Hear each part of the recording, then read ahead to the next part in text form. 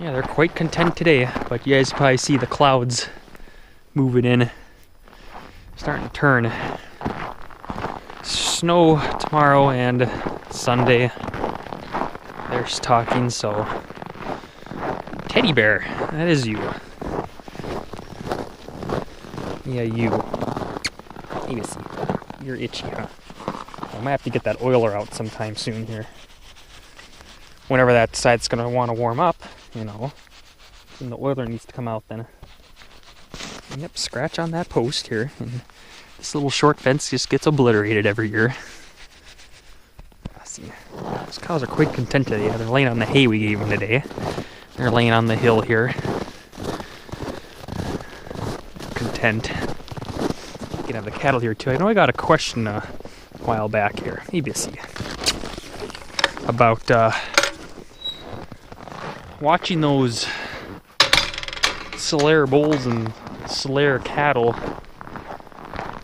and their disposition, their personalities. And yes, there are certain breeds that are worse than others. But, you know, it does come down a lot to traits and genetics and whatnot. And it also comes back to how they're raised too. Well, we did have 3 Saler bulls, but we sold one last summer. He was one of the old ones, so his time was up. So, but the other 2 we have, though, I mean, they're easy to work with. They are gentle. The one could be an a-hole at times when he gets bored, I guess. But he's pretty good though. I mean, I can pet both of our 2 Saler bulls. The bull sellers in the region, they treat them right. Whether we're buying from, because I know there's a few. There's Wilkerson's, Sea Diamond, McDonald, and as far as we know with them, they raise their bulls right. They even, I think Sea Diamond actually have disposition numbers on their bulls, and pretty much clear across the board they're pretty good to work with. So, except for you somewhat, Brat. Still working on him a little bit. He's getting better though. Not tame yet, but he's getting there though. Getting better. He's probably made the only bull gotta kind of watch out a little bit. And 57 too, I suppose, a little bit, but not bad though, really. I mean, they mellow too, you know. They're raised good, and usually before we buy them too, we'll you know, walk around the pens and whatnot and see how they act to strangers and whatnot. And for the most part, most of those bulls, they don't care. They don't care. So a lot of it comes back to how they're raised and whatnot. So we try to make sure we have a good tame, not tame herd, but calm herd. There's one Saler there. That's the heifer bull, we call him, because he goes with the heifers, the replacement heifers. He's over there. He's our best bull, number wise, anyways. That's why we have him, for the heifers. Here's the other Saler then. Since he's up on this hill here. Yeah, I finally fed the cows up on the hill today. It's quite nice. All standing around, not doing much. See, they're even over there too. What the heck? Hey, knucklehead. Hey, bud. Hey, guy. Hey, bud. Hey, bud. Yeah, good bud. Good bud.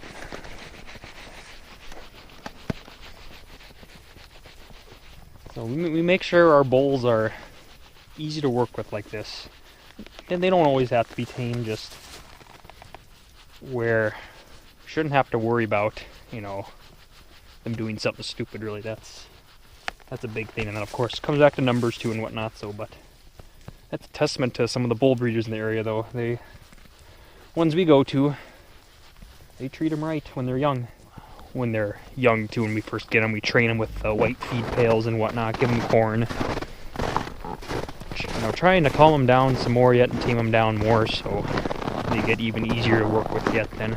Hey bud, here's our one of our tame Simmentals. This big guy, yeah, this guy. This guy I don't even have to worry about. This one, I don't have to worry about him. He's a nice bud, but a big one too. Got a few more years on him yet. Hopefully nothing stupid happens to him, so wait for all of our bulls actually got quite a few more years on them yet. I forget how old you are, bud. Are you 4 years old already? I think you're 4 years. I think he's 4 years old. I don't remember now. When did we get you? It's been a while already. It's been a while. And a lot of it goes back to our cows then too, you know, for keeping who we keep for replacement heifers and whatnot. And you're always gonna have some nuttier ones like her a little bit. You gotta watch her, especially when they have calves. Mainly with our cows, it's when they have their baby calves, you know. I mean, that's normal. But I guess for us, there's kind of a limit, though, you know. You know, we got quite a few cows like her, and that red one right there, for example, where, you know, you gotta watch her for a couple weeks after they've calved. They, you know, I guess these cows haven't taken after us, you know, but they're, you know, a couple of them are a little more aggressive, but they haven't, like, outright taken out after us for no reason, you know. Unlike that 110 that we sold this summer. That happened this spring. She was history. She was kind of a bad cow, but you can't call out all the nuttier ones because you won't have a herd left. Really, if you were to call out every single one that has something bad thing about them or something like that, you know, if they're a little bit on the smaller side or a little bit, you know, higher strung or something, or you know, I've been learning, you know, especially like with me this year, like I have several open cows and losing 2 cows, you know, stuff like that, you know, you're kind of happy you got some other of the cows that you kept in the past years then, because they can help you keep going. We have records so we can keep track of them and, you know, and whatnot. So, I mean, there's quite a few cows that we don't keep replacement heifers from, like, for instance, the Pet, number 140, you know, she's our tamest cow we have, but her calves haven't been that big, like that great, but we keep her because she's just easy to work with, so, but we know she kind of has calves on the smaller side somewhat, so we haven't kept any of her calves yet. We just, you know, make note of it. We'll just keep her until she runs her course here, so and then we'll go from there then. But even there's some other cows though that we've kept, or heifers that we've kept, replacement heifers that have come from nutty cows, but a good bull. And where's that one cow at? She's a prime example. I gotta find her though. It'd be a red cow somewhere. Where is she at? She was standing over by the white building over there. What the heck? Well, here's the other bull then. The other Saler bull. Hey, bud. Hey, guy. How you doing? Hey, bud. Hey, guy. Hey, bud.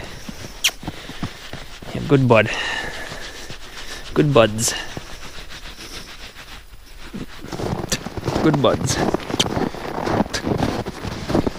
Well, I'm not finding her, but I see another cow here that's a prime example.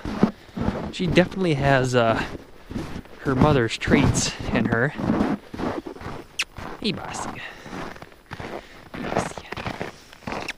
Hey, you. Come here. Hey. How you doing? Yeah, her mother was kind of a B word, but just found this out last spring that she was tame. She let me pet her this spring. She's been a pretty good cow so far. She's assertive when she has her calf. You know, she's one you kind of gotta watch yet, but has pretty good calves so far. pretty good. She does good. She wants her calf. That's good. That's why I don't mind it sometimes when they're not really aggressive but assertive, but they pay attention to their calf though. That's important. Bossy. Yeah, yeah. You know, that's always good that they. That's the thing too. You can kind of see them too when you're working with their calves. If they're paying attention to you, if they're paying attention to you, or the cow hair. Glove's full of hair. Where's that hair up here? But it's easy when you're working with their calves, if they're paying attention to you or they're paying attention to their calf. You know, that kind of tells a lot too. Yeah, here you are. Here's the other one. You. Yeah, she's got a little more Saler in her, but yeah, your mother is a B word, but you're a doll. This cow was a doll. Yeah. Her doll, you can see her number 724 baby tag in there yet. Her number's 524, so she's a doll. Haven't had any trouble working with her calf. Easy peasy bissy. It's surprising what she gets sometimes, you know. Our corral setup that we do with our replacement heifers and whatnot. Because see how much I mess with them and whatnot, trying to calm them down and whatnot, and you know, get them used to us. You know, that's what you can get. That's exactly what you can get. A lot of it does come back to genetics and everything. I mean, there's a lot more than just disposition and whatnot. You know, it's way more than that. But I guess for us around here, though, that's kind of a important thing for us, though, too. Disposition. I'm sure that's important to a lot of other ranchers as well. You want try to have mostly easygoing cows, but if you could check cows at night, middle of the night, and just walk through the herd with hardly having to move whatsoever, you don't have to worry about them coming after you. You know, I'd say that's a pretty good win in my book when you got that. So, you know, we always try to pick out the nicest replacement heifers and whatnot. But even sometimes when there's a replacement heifer that's just kind of on the fence, whether to keep her or not, well, if they're tame, calm, whatever, you know, that can sway me. I'll happily take, you know, a not so perfect heifer that's calm versus the perfect heifer that's an a-hole. For the most part, though, our cows, they're pretty good. Most of them are pretty good.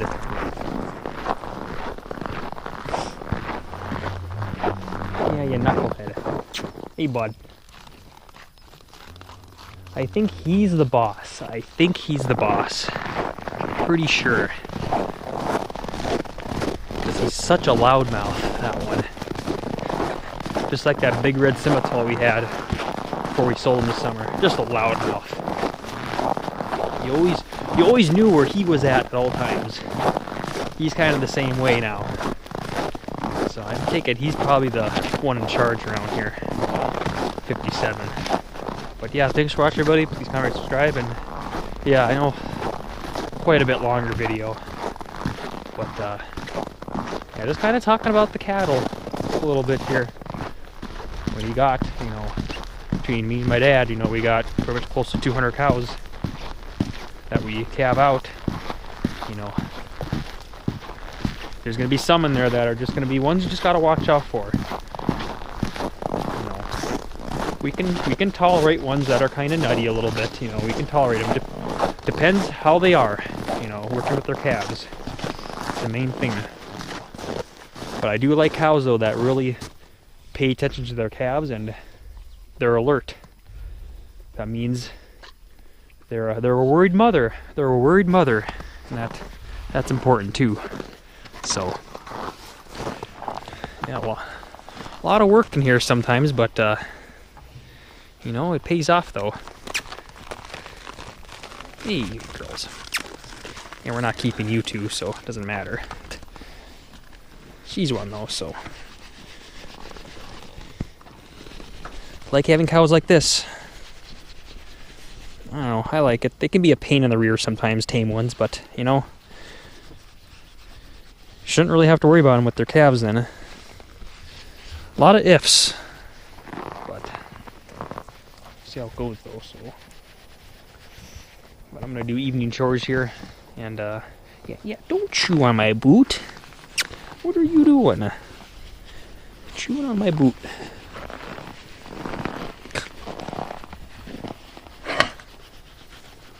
Oh, there comes Oric. Oric!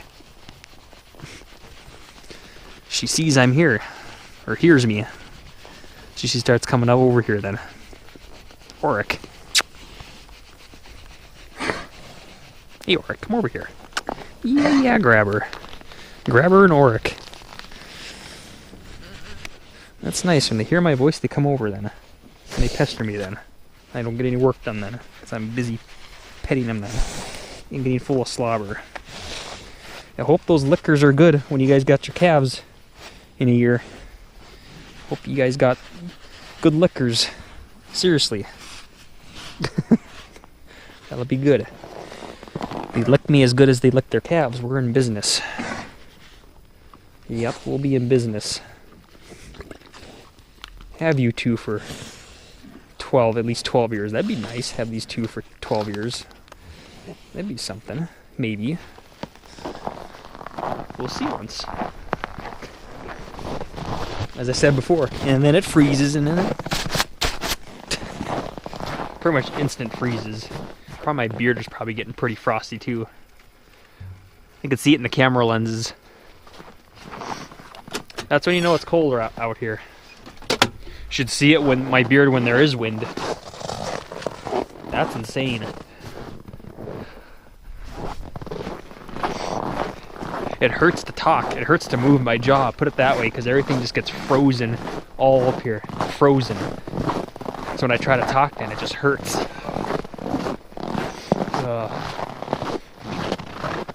This has been a not so grand winter as it's turning out to be. A false winter back in December. It was false in early January. Bunch of bull. It's making up for lost time in weather back in December and January. Like I say, everything balances out in the end.